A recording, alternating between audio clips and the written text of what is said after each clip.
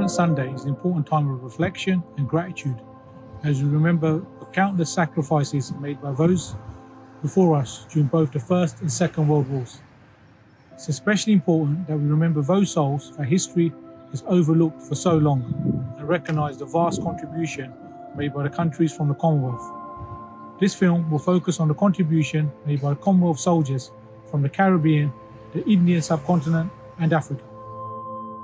The Guru Nanak Darbar Gurdwara is based in the borough of Gresham in North Kent, which is about 30 miles outside of London and is one of the largest Sikh Gurdwara in Europe. The Gurdwara has a permanent exhibition covering the contribution made by Sikh soldiers during the two world wars. Around 1.2 million soldiers from the Indian subcontinent enlisted to fight in World War I. Around 75,000 Indian soldiers died during the First World War and a similar amount were wounded.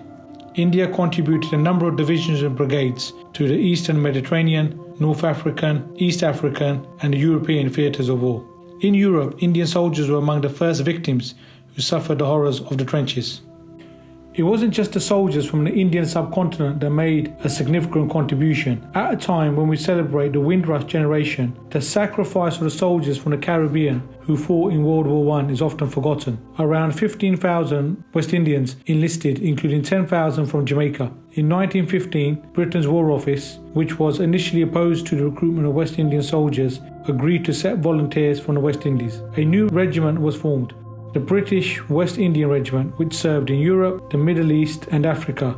The formation of the BWIR did not give soldiers from the West Indies the opportunity to fight as equals initially alongside the white soldiers. Instead, their participation was largely limited to labour duties. The soldiers from the BWIR were used in different support roles on the Western Front, including the digging of trenches, building of roads, acting as stretcher bearers and loading ships and trains. This work was often carried out within the range of German artillery and snipers. It was not until 1916 that the War Office relaxed its opposition to using the BWIR in combat.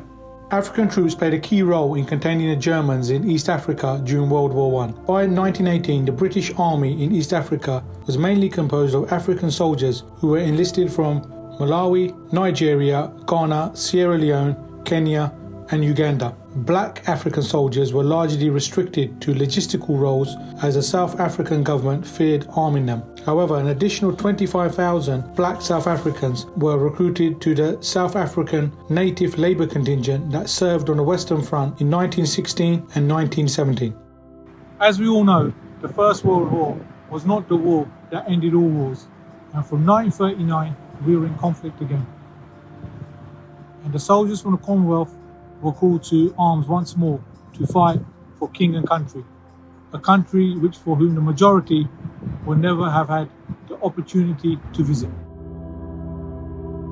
Squadron leader Mahinder Singh Puji was the longest surviving fighter pilot from a group of 24 Indians who arrived in Britain in 1940 and fought bravely in the Battle of Britain.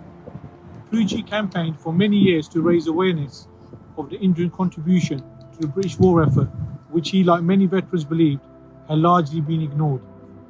This statue of Squadron Leader Puji was made by the sculptor Douglas Jennings and was unveiled in November 2014 in the borough of Gravesham, where Mr. Puji lived the last years of his life.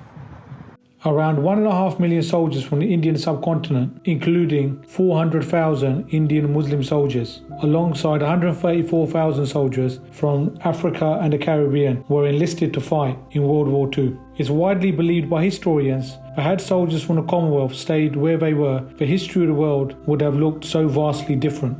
In today's Britain, a society is massively diverse and made up of many cultures and ethnicities. And it's especially important to note that the armies that fought side by side in both World War I and World War II were just as diverse. That's why it's so important now, more than ever, to remember a history that truly reflects the many sacrifices and contributions made by soldiers from the Caribbean, the Indian subcontinent and Africa during the World Wars. And to also acknowledge the fact that we wouldn't be here today enjoying the freedoms that we do if it wasn't for those brave souls laying down their lives for us.